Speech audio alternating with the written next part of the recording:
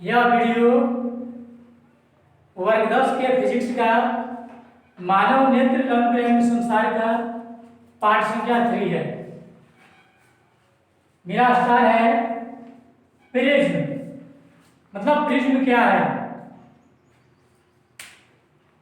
तो देखिए परिभाषा इसका, कांच का बना हुआ ऐसा पारदर्शी पदार्थ जिसका कोई भी दो सतह समांतर नहीं होता है, प्रिज्म कहलाता है। इसमें कुल 5 सतह होते हैं, जिसमें 3 सतह आयताकार और 2 सतह त्रिभुजाकार होते हैं। कहने का मतलब प्रिज्म क्या है? कांच का बना होता है। तो जब ये कांच का बना है तो पारदर्शी होगा। देखिए ये आपका प्रिज्म हो गया, ABC। कांच का बना होता है पारदर्शी पदार्थ। हमने बोला इसमें 5 सतह होता है। अब 5 सतह कहाँ है? आप देख सकते हैं यहाँ का, इस तरह से दिखा सकते हैं चित्र में। इधर एक आयताकार होता है, अब इस प्रकार एक इधर होता है, 2, एक नीचे होता है आयताकार। एक नीचे होता है आयताकार, एक इस साइड एक इस साइड, 3 आयताकार हो गया। अब आप ये देख पा रहे होंगे ये वाला कैसा है? ये अगला भाग त्रिभुज है, पीछे भी होगा इसका भाग त्रिभुजाकार।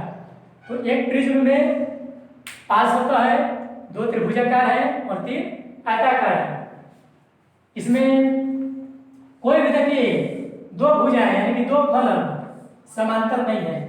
जैसे इसको ले लिया गया, ये कहीं ना कहीं जाके आपस में टकरा गए, तो क्या ये दोनों समांतर हुए आपस में? नहीं।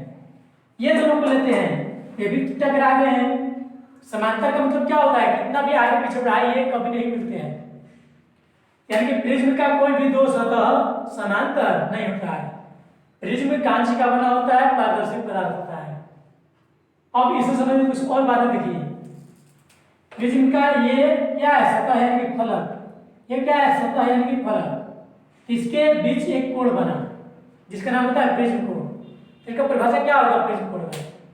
प्रिज्म के 2 फलकों के बीच बने कोण को प्रिज्म कोण कहा जाता है। देखिए यहाँ पर क्या है? प्रिज्म कोण A है, यहाँ B है, यहाँ C है। प्रिज्म के 2 फलकों के बीच बनने वाले कोण को प्रिज्म कोण कहते हैं। परिभाषा क्या था? कांच का बना हुआ ऐसा पारदर्शी पदार्थ जिसके कोई भी 2 फलक समांतर नहीं होते हैं, प्रिज्म कहलाता है। इसमें कुल 5 सतह होते हैं, जिसमें 3 सतह आयताकार और 2 सतह त्रिभुजाकार होते हैं। अब देखिए उसमें किरण आरेख खींचा गया है। कैसे खींचा गया कि मान लीजिए, पहली बात याद रखिए कि श्वेत प्रकाश में, कोई भी श्वेत प्रकाश हो उसमें 7 रंग होता है, जिसे हम बैजानी हॉकिनाला के नाम से जानते हैं। बारी बारी से हम बताएंगे आगे की ओर। तो श्वेत प्रकाश कितने रंगों से मिलकर बना है? 7 रंगों से। देखिए इसमें दिखाया है कि ये मान लीजिए प्रकाश जा रहा है, प्रकाश की किरण है। जैसे प्रिज्म में प्रवेश करेगा अपवर्तित हो जाएगा। अपवर्तित मतलब अपने दिशा से मुड़ेगा। इसका दिशा था ऐसे था, लेकिन वो मुड़ गया। तो प्रकाश के मुड़ने की घटना को बोलते हैं अपवर्तन। अब पुनः यहाँ पर मुड़ेगा, तो ये आपतित किरण हो गया और ये किरण मुड़ी कांच में, प्रिज्म में हुआ अपवर्तित किरण, और ये निकल गई तो हो गया निर्गत किरण। अब देखिए यहाँ पर आपतित किरण है, यहाँ पर हम अभिलंब डालेंगे, अभिलंब। तो अभिलंब डालते हैं तो आपतित किरण और अभिलंब के बीच कोण बनता है, जिसको बोलते हैं आपतन कोण यानी कि I। और ये है अपवर्तित किरण। तो अपवर्तित किरण और अभिलंब के बीच बने कोण को बोलते हैं अपवर्तन कोण। अपवर्तन कोण। अब ये देखिए निर्गत किरण है, यहाँ पे अभिलंब दाब सुनते हैं, तो निर्गत किरण और अभिलंब के बीच, निर्गत किरण उधर है इधर है, और अभिलंब के बीच बनने वाले कोण को निर्गत कोण कहते हैं।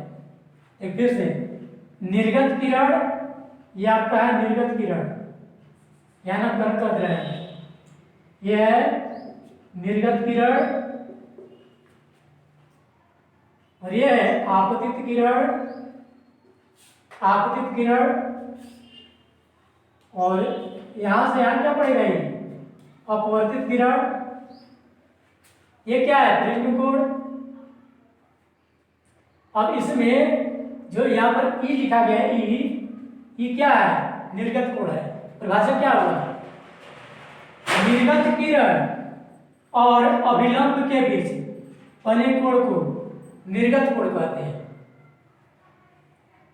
अब देखिए, ये जो आपतित किरण है, इसको जाना चाहिए था ऐसे, लेकिन वो ऐसे चला गया। ये आपतित किरण को हमने आगे बढ़ाया सीधा, और ये जो निर्गत किरण है इसको पीछे बढ़ाएगी। ये दोनों कहीं टकरा गया, यहाँ पर प्रो बना, इसको लिखते हैं डेल्टा, डेल्टा लिखते हैं। देखिए लिखा गया वहां पर, इसको बोलते हैं विचलन कोण, विचलन कोण। इसका परिभाषा क्या होगा, एक निर्गत कोण, एक प्रिज्म कोण, एक विचलन कोण। तीनों कोण की परिभाषा आपको ध्यान में रखना है। विचलन कोण किसे कहेंगे, जैसे कि ये क्या है, आपतित किरण है, और ये क्या है, निर्गत किरण है। तो किसके बीच बना, आपतित किरण और निर्गत किरण। तो बोलेंगे कि आपतित किरण और निर्गत किरण के बीच बने कोण को विचलन कोण कहते हैं। अब प्रिज्म कोण किसे कहेंगे, तो प्रिज्म के कोई भी दो सतहों के बीच बने कोण को प्रिज्म कोण कहेंगे। निर्गत कोण किसे कहेंगे, तो निर्गत किरण और अभिलंब के बीच बनने वाले कोण को निर्गत कोण कहेंगे। अब देखिए रिलेशन है, ये क्या है मेरा, निर्गत कोण है, नहीं यहाँ निर्गत कोण है मेरा, निर्गत कोण, प्रिज्म कोण, आपतन कोण, अपवर्तन कोण, और यह डेल्टा यानी कि विचलन कोण। इसमें एक रिलेशन होता है,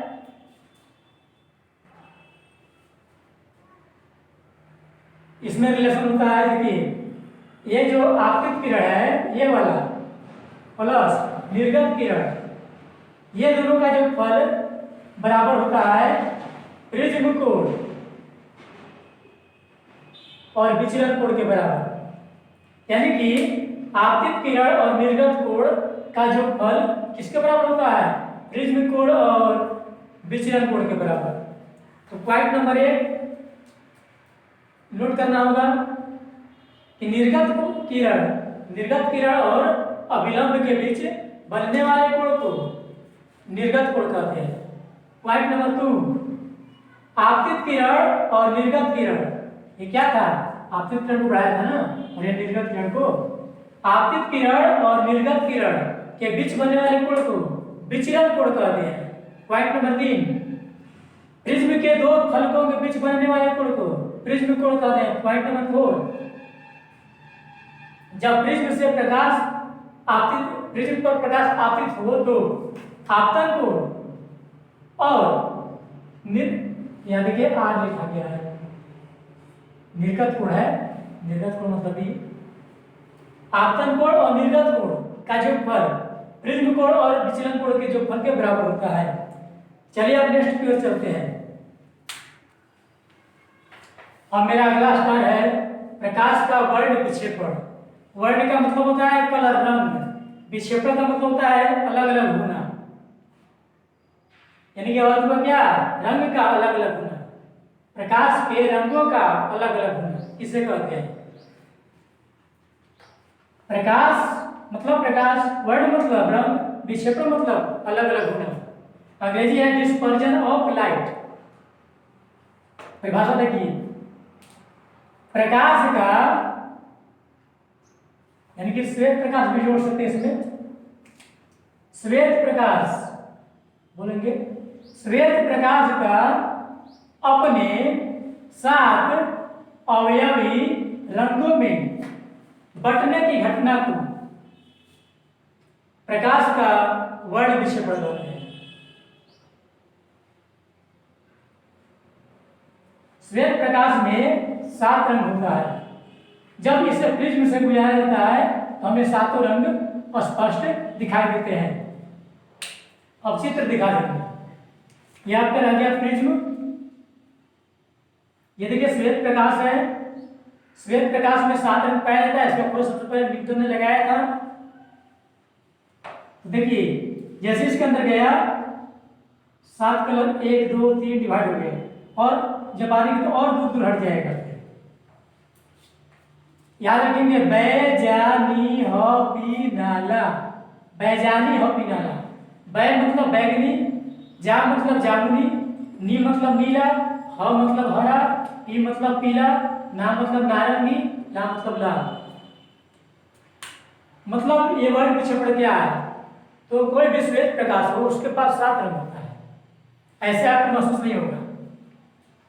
तो जब श्वेत प्रकाश वही 7 अलग अलग रंगों में बढ़ जाता है तो इसी घटना का नाम दिया जाता है डिस्पर्जन ऑफ लाइट। जरूरी नहीं है कि सूर्य का ही प्रकाश, श्वेत प्रकाश, कोई भी श्वेत प्रकाश हो उसमें 7 रंग पाया जाता है। तो श्वेत प्रकाश का अपने 7 अलग अलग रंगों में विभक्त होने की घटना को डिस्पर्जन ऑफ लाइट यानी कि प्रकाश का वर्ण विक्षेपण कहते हैं। जब आप प्रिज्म से श्वेत प्रकाश को गुजारते हैं तो 7 अलग अलग मिलते हैं। कौन? बेजानी हॉपिनाला के जरिए याद रख सकते हैं। इसे अंग्रेजी में आप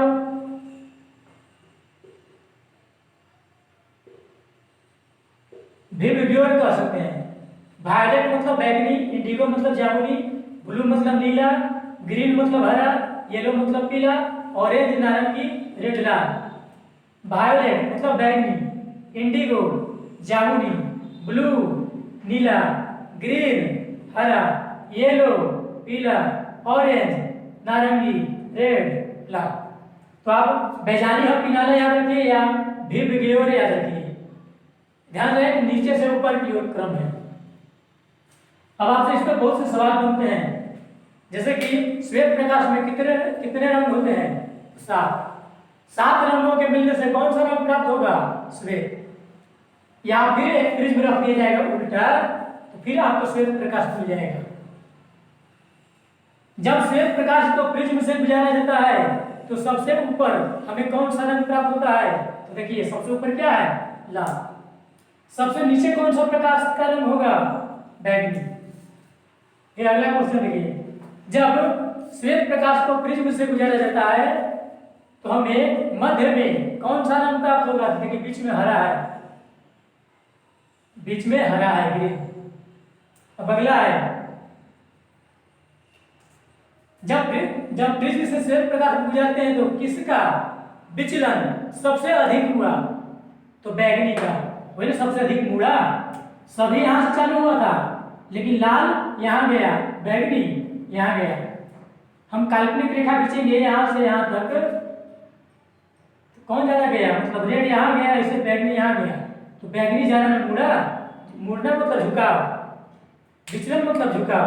तो बोला जाएगा कि जब प्रिज्म से श्वेत प्रकाश गुजारा जाता है तो सबसे कम विचलित होता है कौन सा रंग? तो सबसे कम कौन हुआ? लाल हुआ। सबसे अधिक विचलित कौन हुआ? बैगनी। तो सबसे अधिक विचलित हुआ बैगनी, तो सबसे बड़ा विचलन कोण किसका बना? बैगनी का। और सबसे छोटा विचलन कोण किसका बनेगा? लाल का। अब बात ऐसा है कि आखिर ये सब 7 रंगों में विभक्त क्यों हो गए? तो प्रकाश के अलग अलग वर्णों की गति जो है, रंग की गति अलग अलग होती है, इसलिए इसका विक्षेपण हो गया। अब हम लोग इससे समझ तो ऑब्जेक्टिव समझ लिए हैं। अब इसी में एक और समझते हैं। ये जो है पर्दा है, कहने का मतलब जब श्वेत प्रकाश को प्रिज्म से गुजारते हैं तो 7 अलग अलग रंगों में विभक्त हो जाता है। तो जब इसके सामने हम पर्दा रखेंगे तो पर्दा पर 7 रंग हम प्राप्त कर सकते हैं। तो इसको क्या बोलेंगे हम? रंगीन पट। इसी को बोलते हैं वर्ल्ड पट। इसका नाम है वर्ल्ड पट। वर्ल्ड का मतलब कलर, पट मतलब सतह। तो श्वेत प्रकाश को जब प्रिज्म से गुजारा जाता है तो 7 रंगों में विभक्त हो जाता है, और जब उसके रास्ते में कोई सतह रख दिया जाता है, पट रख दिया जाता है, तो ये रंगीन सतह हमें प्राप्त होते हैं। इसी रंगीन सतह का नाम क्या है? वर्ल्ड पट। अब ये वर्ल्ड पट 2 प्रकार के हो सकते हैं, एक शुद्ध एक अशुद्ध। शुद्ध का मतलब आपको अलग अलग रंग दिखाई देंगे, अशुद्ध में आपको दिखाई नहीं देंगे। चलिए अब नेक्स्ट टॉपिक की ओर चलते हैं। अब देखिए, कहने का मतलब सबसे कम झुका हुआ लाल का, सबसे अधिक झुका हुआ बैंगनी का।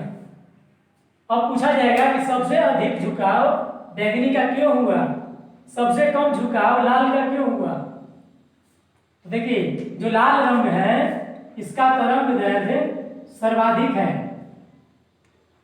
लगभग मानिए 7800 एंगस्ट्रम। 7800 एंगस्ट्रम। एंगस्ट्रम क्या है? तरंग दैर्ध्य का मात्रक है। और 1 एंगस्ट्रम में कितना मीटर होता है? 10 के पावर -10 मीटर। 1 एंगस्ट्रम में होता है 10 के पावर -10 मीटर। एंगस्ट्रम क्या है? तरंग दैर्ध्य का मात्रक। तरंग दैर्ध्य क्या हुआ? एक प्रकार की दूरी हुआ। तो जो लाल रंग है इसका तरंग दैर्ध्य सबसे अधिक है और बैंगनी का सबसे कम होता है। तो इसका तरंग दैर्ध्य सर्वाधिक होने के कारण यह विस्तृत कम होगा। तरंग दैर्ध्य का मतलब है यहाँ पर ताकत। आप मान लीजिए एक बूढ़ा व्यक्ति है, एक जवान व्यक्ति है। बूढ़ा व्यक्ति के पास ज्यादा ताकत है नहीं, उसके पास कम है। तो जब उसके पास ताकत कम है तो झुक के चलेगा, और जो युवा है उसके पास ताकत ज्यादा है यानी वो सीधा चलेगा। यहाँ रेड के पास ताकत ज्यादा है मतलब तरंग दैर्ध्य ज्यादा है, ये कम झुकेगा। और बैंगनी के पास ताकत यानी कि तरंग दैर्ध्य कम है, तो क्या होगा? ये ज्यादा झुक जाएगा। याद रखेंगे, लाल रंग का तरंग दैर्ध्य सर्वाधिक।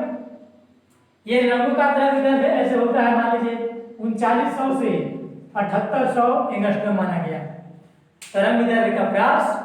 बैंगनी का मान लीजिए इतना होगा लगभग, लाल का होगा इतना। लाल का है सर्वाधिक 7800 लगभग एंगस्ट्रम, बैंगनी का है न्यूनतम 3900। तो सबसे अधिक इसका तरंग दैर्ध्य लाल का है, यानी कि यह विचलित कम होता है। और सबसे अधिक विचलित कौन होगा? बैंगनी। अब मेरा अगला स्तर है वर्णांधता। देखिए, कहने का मतलब रेटिना पर 2 प्रकार का तंतु होता है, क्षण तंतु, शंकु तंतु। जैसा कि क्षण तंतु प्रकाश के तीव्रता के लिए उत्तरदायी है, और जो शंकु तंतु है प्रकाश के रंगों को पहचानने में मदद करता है। तो जब किसी व्यक्ति का शंकु तंतु खराब हो जाता है तो वो प्राथमिक रंगों को पहचानने में उसके मतलब कठिनाई होती है। ऐसे व्यक्ति को वर्णांध कहते हैं। इस घटना का नाम है वर्णांधता। आइए परिभाषा देते हैं। जब नेत्र के अंदर के शंकु तंतु कम या खराब हो जाते हैं तो प्रकाश के रंगों को पहचानने में कठिनाई होती है। ऐसी स्थिति को वर्णांधता कहते हैं तथा उस व्यक्ति को वर्णांध कहते हैं। कहने का मतलब आंख में जब शंकु हमारा खराब हो जाएगा तो हमें प्रकाश के रंगों को पहचानने में कठिनाई होगी। इसी घटना का नाम है वर्णांधता। और जो व्यक्ति नहीं पहचान पाएगा उस व्यक्ति का नाम है वर्णांध, कलर ब्लाइंड। हम मुख्य रूप से वर्णांधता की स्थिति में प्राथमिक रंग इनके लाल, हरा और नीला को नहीं पहचान पाएंगे। चलिए देखते हैं नेक्स्ट स्टार। अब हमारा अगला स्टार है इंद्रधनुष, जिसे बोलते हैं रेनबो। परिभाषा समझिए। इंद्रधनुष एक प्राकृतिक स्पेक्ट्रम है। स्पेक्ट्रम मतलब पीछे हम समझाए थे, रंगीन सतह। इंद्रधनुष एक प्राकृतिक स्पेक्ट्रम है। जो वर्षा के पश्चात सूर्य के विपरीत दिशा में दिखाई देता है। यह प्रकाश के अपवर्तन, परावर्तन और वर्ण विक्षेपण के संपूर्ण क्रियाओं के कारण बनता है। कहने का मतलब बरसात के दिनों में आप देखेंगे आकाश में कुछ रंगीन सतह दिखते हैं, ऐसे रंगीन आपको दिखाई देंगे सतह, वो इंद्रधनुष होता है, नाम दिया गया है। वो बनता कैसे है कि जब वर्षा की बूंदों पर प्रकाश की किरणें आपतित होती है तो जो वर्षा की बूंद है वो प्रिज्म की भांति कार्य करता है, वो अपवर्तित करके परावर्तित कर देती है। तो कहने का मतलब इस प्रकार फिर उसका विक्षेपण हो जाता है। विक्षेपण मतलब 7 रंगों में बढ़ जाना। वही 7 रंग हमें आकाश में दिखते हैं धनुष के आकार के, यानी कि इंद्रधनुष एक प्राकृतिक स्पेक्ट्रम है जो वर्षा के पश्चात और सूर्य के विपरीत दिशा में दिखाई देता है। यह प्रकाश के अपवर्तन, परावर्तन और विक्षेपण की संपूर्ण क्रियाओं के संयोग से बनता है। ये 2 प्रकार के होते हैं, प्राथमिक इंद्रधनुष और द्वितीयक इंद्रधनुष। अब प्राथमिक को देख समझिए, जो प्राथमिक इंद्रधनुष होता है उसमें बाहर की तरफ लाल रंग का होता है सतह और अंदर बैंगनी सतह होता है। यह गाढ़ा होता है, गाढ़ा रंग का होता है और अधिक देर तक दिखाई देता है। दूसरा देखिए द्वितीयक। इस प्रकार के इंद्रधनुष में बाहर की ओर बैंगनी कलर जबकि अंदर की ओर लाल कलर दिखाई देता है। यह हल्का मलिन होता है और यह बहुत जल्दी ही गायब हो जाता है। तो आपने देखा इंद्रधनुष 2 प्रकार के हैं। देखिए यहाँ पर है, बाहर किनारा पर लाल है, अंदर बैंगनी है, ये हो गया प्राथमिक। और बाहर जो बैंगनी है अंदर लाल है, ये हो गया द्वितीयक। जो द्वितीयक है ज्यादा खास अच्छा नहीं दिखेगा, लेकिन जो प्राथमिक है बहुत ही बेहतरीन दिखता है और ये टिकाऊपन भी होता है, कुछ ज्यादा समय तक टिकता है। तो इंद्रधनुष किस क्रिया के कारण बनता है? तो प्रकाश के अपवर्तन, परावर्तन, विक्षेपण के कारण। अब परावर्तन के बदले आप पूर्ण आंतरिक परावर्तन भी बोल सकते हैं। यहाँ पर इंद्रधनुष 2 प्रकार के होते हैं। कहने का मतलब सूर्य पूर्व दिशा में है तो उस समय इंद्रधनुष किस दिशा में दिखाई देगा? पश्चिम में। क्यों? सूर्य के विपरीत दिशा में होता है। मान लीजिए सूर्य जिस ओर है उसको, सूर्य को आप देखिए पीठ जिधर गया उधर आपकी दिशा में दिखाई देगा इंद्रधनुष। अब चलते हैं नेक्स्ट टॉपिक की ओर। अब हमारा अगला स्थान है वायुमंडलीय अपवर्तन। अंग्रेजी होता है एटमॉस्फेयर, एटमॉस्फेरिक रिफ्लेक्शन। वायुमंडलीय अपवर्तन यानी कि आपने अपवर्तन पढ़ा है कि जब एक माध्यम से दूसरे माध्यम में प्रकाश की किरणें जाती है तो अपनी दिशा से विचलित हो जाती है, मतलब जाना हो सीधा तो मुड़ जाएगा ऊपर जाने से। प्रकाश के मुड़ना मतलब होता है अपवर्तन। यहाँ पढ़ना है वायुमंडलीय अपवर्तन, यानी कि वायुमंडल में कुछ घटना घटेगी। देखते हैं परिभाषा। वायुमंडल में घटने वाली प्रकाश के अपवर्तन की घटना को, कहां पर? वायुमंडल में। वायुमंडल में घटने वाली प्रकाश के अपवर्तन की घटना को वायुमंडलीय अपवर्तन कहते हैं। इसके कारण निम्नलिखित घटनाएं जन्म लेती हैं। तारों का टिमटिमाना, मतलब तारा टिमटिमाता है क्यों? वायुमंडलीय अपवर्तन के कारण, यानी कि अपवर्तन के कारण।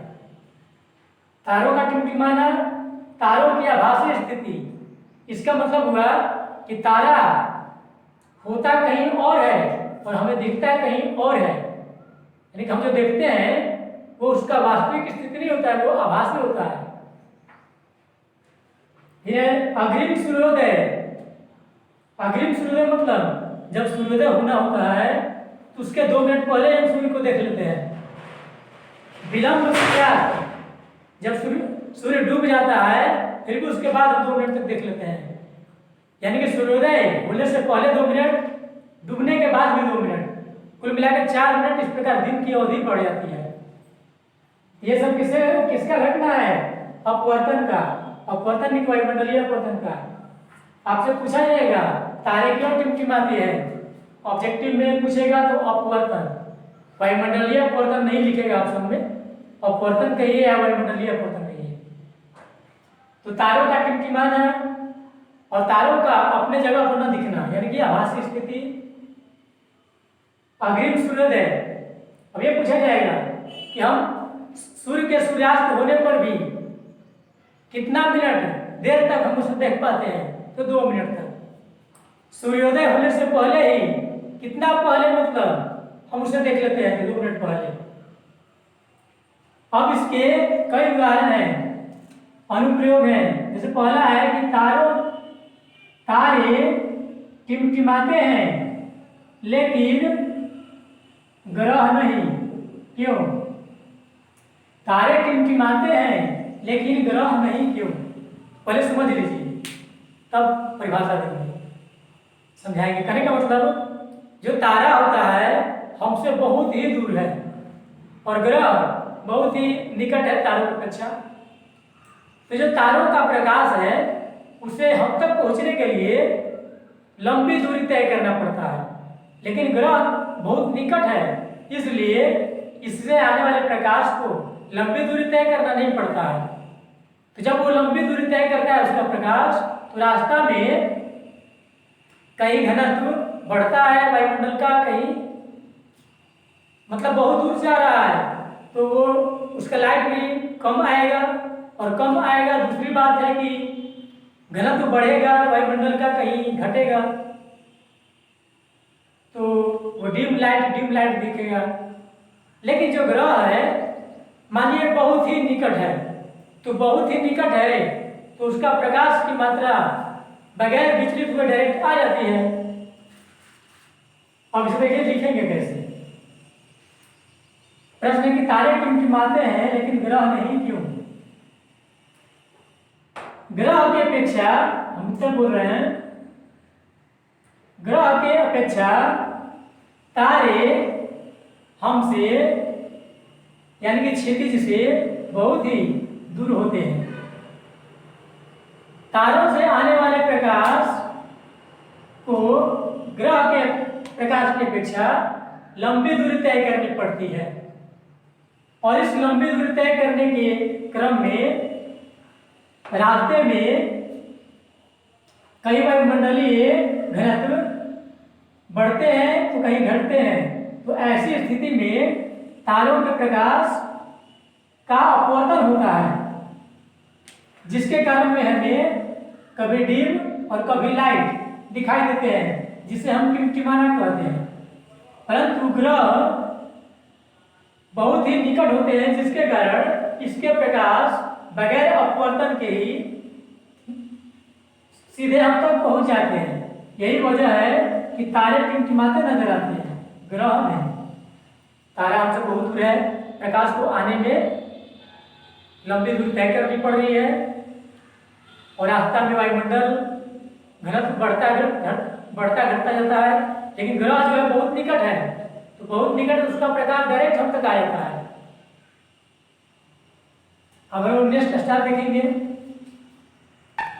हमारा नेक्स्ट स्टार है प्रकाश का प्रकीर्णन, स्कैटरिंग ऑफ लाइट। स्कैटरिंग का मतलब होता है इधर उधर पड़ जाना, बिखर जाना। प्रकीर्णन का मतलब होता है बिखरना। देखिए परिभाषा इसका, प्रकाश के किरणों का अणुओं तथा परमाणुओं द्वारा सभी दिशाओं में बिखेरने की घटना को प्रकाश का प्रकीर्णन कहते हैं। फिर से देखिए, प्रकाश के किरणों का अणुओं तथा परमाणुओं द्वारा सभी दिशाओं में बिखेरने की घटना को प्रकाश का प्रकीर्णन कहा जाता है। मतलब मान लीजिए कहीं पर धूल कण है, अणु परमाणु है, अब उस पर प्रकाश हम मारेंगे तो जो प्रकाश की किरण जा रही है वो सभी दिशाओं में बिखर जाएगी। तो प्रकाश के बिखरने की घटना को ही कहते हैं प्रकाश का प्रकीर्णन। अब रेले नामक वैज्ञानिक है जो प्रकीर्णन का कुछ नियम दिए हैं। देखते हैं रेले के प्रकीर्णन का नियम। प्रकीर्णित प्रकाश की तीव्रता, तीव्रता मतलब होता है तेज, मतलब जो प्रकीर्णित हो रहा है, जो फैल रहा है उसकी तीव्रता। प्रकीर्णित प्रकाश की तीव्रता आपतित प्रकाश के तरंग दैर्घ्य के चौथे घात के व्युत्क्रमानुपाती होता है। फिर से, प्रकीर्णित प्रकाश की तीव्रता आपतित प्रकाश के रंग के तरंग दैर्घ्य के चौथे घात के व्युत्क्रमानुपाती होता है। देखिए कहने का मतलब, मान लीजिए कोई आई प्रकाश की तीव्रता होगा, प्रकाश की तीव्रता मतलब कितना बिखरने की क्षमता, ये कितना बिखरेगा, ये व्युत्क्रमानुपाती होता है क्या क्या, तरंग दैर्घ्य के चतुर्थ घात का।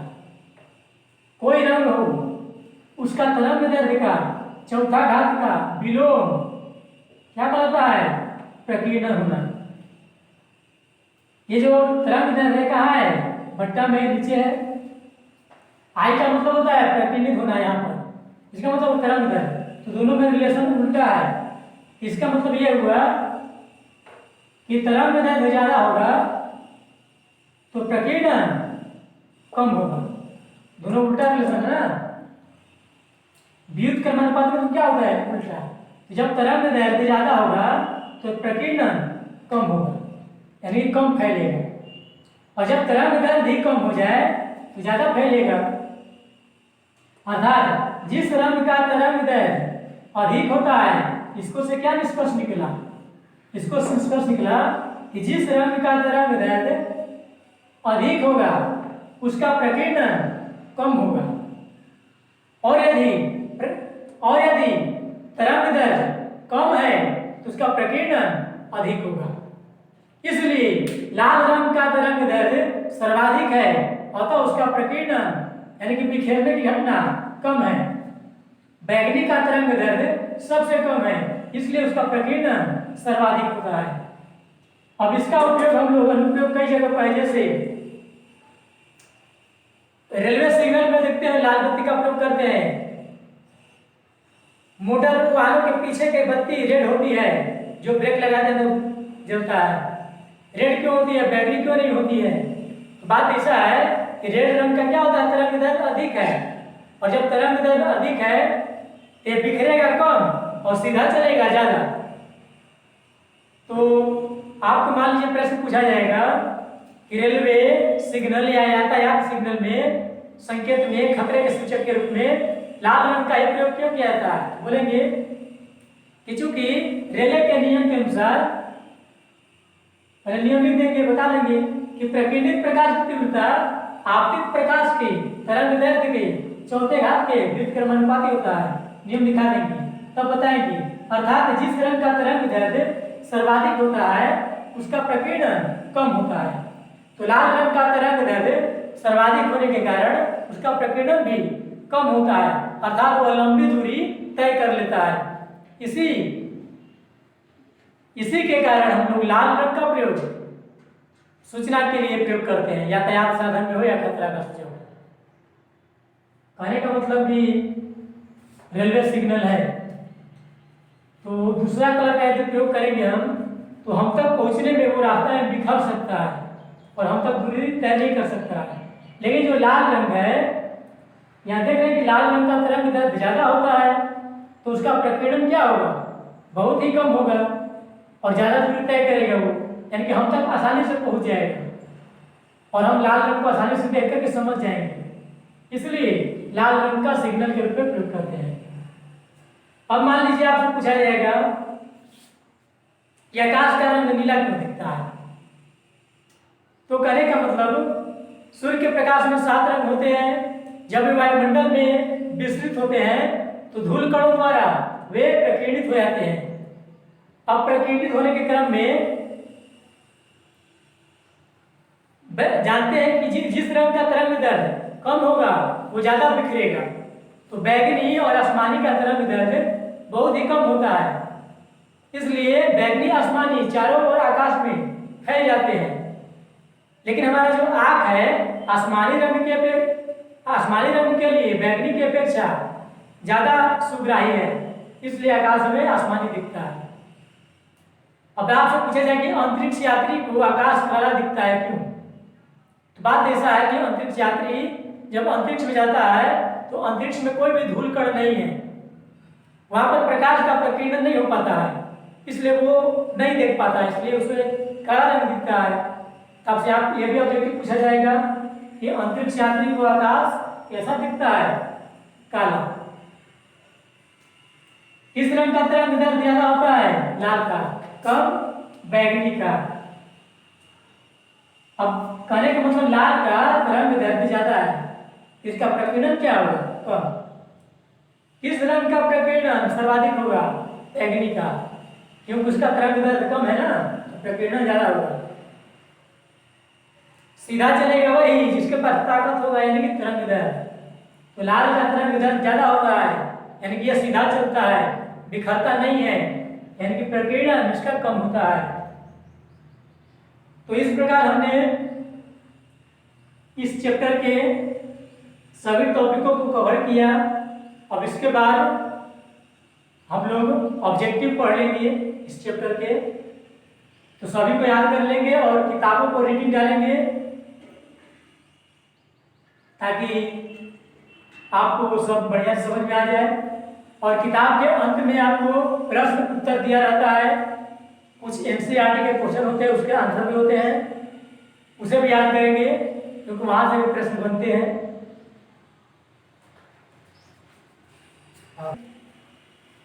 देखिए, नेत्र से संबंधित जब हम न्यूमेरिकल बनाएंगे तो आप जानते हैं कि दर्पण में क्या लेते थे? U बराबर निगेटिव लेते थे, निगेटिव मान। तो नेत्र में U तो निगेटिव लेना ही है, V का मान भी हमेशा निगेटिव लेंगे। और V निगेटिव क्यों लेंगे? क्योंकि जो नेत्र पर प्रतिबिंब बनता है कैसा बनता है? वास्तविक और उल्टा। तो वास्तविक प्रतिबिंब निगेटिव बनता है। ध्यान देंगे, यहां पर नेत्र से संबंधित न्यूमेरिकल बनाएंगे तो U को निगेटिव लेना होगा और V को भी निगेटिव लेना होगा। उत्तल लेंस की क्षमता या फोकस दूरी पॉजिटिव होती है। यदि इसको फोकस दूरी दे दिया जाएगा तो उसको फोकस दूरी क्या रखेंगे? नेत्र के लिए पॉजिटिव, क्योंकि नेत्र में कौन लेंस है? उत्तल। उत्तल लेंस का फोकस होता है धनात्मक।